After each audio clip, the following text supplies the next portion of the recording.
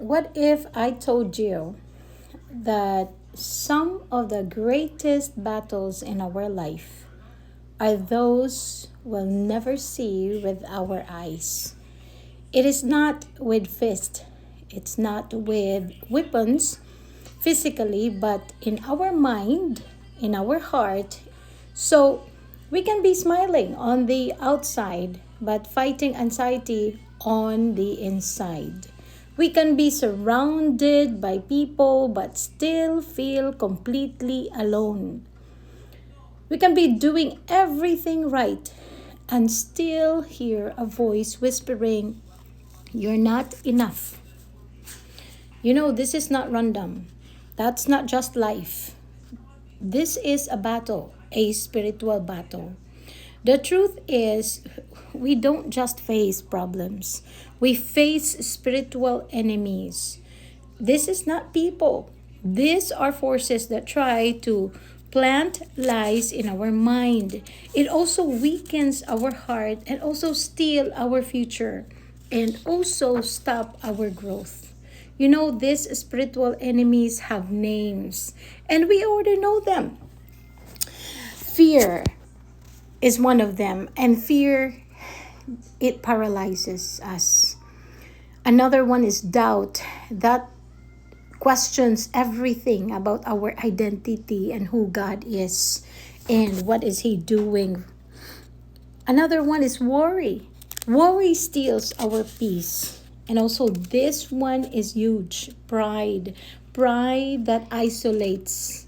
Another one is bitterness that hardens our heart. Another enemy is distraction that pulls us away from God. And you know what? Here's what makes them very dangerous. They don't always shout, they whisper. They don't always attack once. They repeat and repeat and repeat until a lie feels like truth. They don't just visit, they try to build strongholds. A stronghold is when something lives in your mind. And this is the worst part. It is rent free or free rent. And it starts controlling how we think, how we feel, and how we live. But the good news is every enemy that has a strategy, God has already given us a weapon to fight. So today, we're going to expose the enemies. We're going to understand their attacks, and most importantly, we are going to learn how to defeat them. We are never meant to live in fear. We are created to walk in truth, freedom, and victory. These evil spiritual forces are in the Bible. So of course, there's so many, but let's just have some few to know them. Number one is the serpent. This spiritual force appears in Genesis. It represents deception and temptation. Genesis chapter 3, verse 1. Now the serpent was more crafty than any of the wild animals the Lord God had made. And he said to the woman, "Did God really say you must not eat from any tree in the garden?" So the meaning of this is, this enemy bring lies. It will twist the truth and also very subtle manipulation. Another enemy is the dragon. The dragon is a symbol of Satan's power and opposition. The book of Revelations 12:9, its meaning is distraction, intimidation, and open rebellion against God.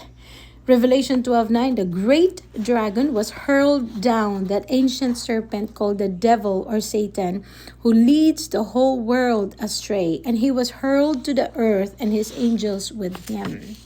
The third spiritual force is Leviathan. This is described as a powerful sea creature. Job 41 verse 33. Nothing on earth is its equal, a creature without fear. Leviathan is described as a powerful sea creature. So this often understood as pride, chaos, something untamable without God. Isaiah 27 verse 1, God defeats Leviathan. So the teaching point is some battles are too big for us, but not for God. Another spiritual force or enemy is, of course, the demons. There are also named unclean spirits. So it is described in the New Testament, Mark 1, chapter 34. It said here, just then, a man in their synagogue who was possessed by an impure spirit cried out, "Be quiet, come out of him."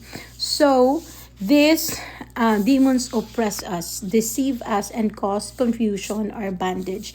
Another one is principalities and powers.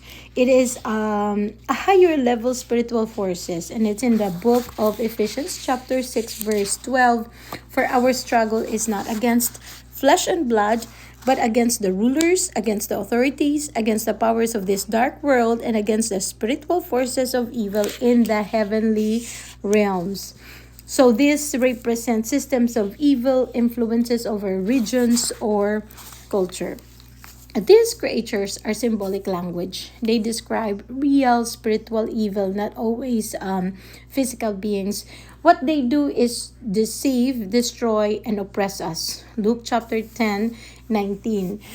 You have authority over all the power of the enemy. So the Bible is emphasizing that we shouldn't be afraid of the enemy because God has given us authority over the enemy. Remember, once you accepted Jesus Christ, you are a child of God.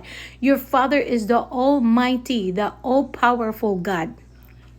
So there's nothing to fear.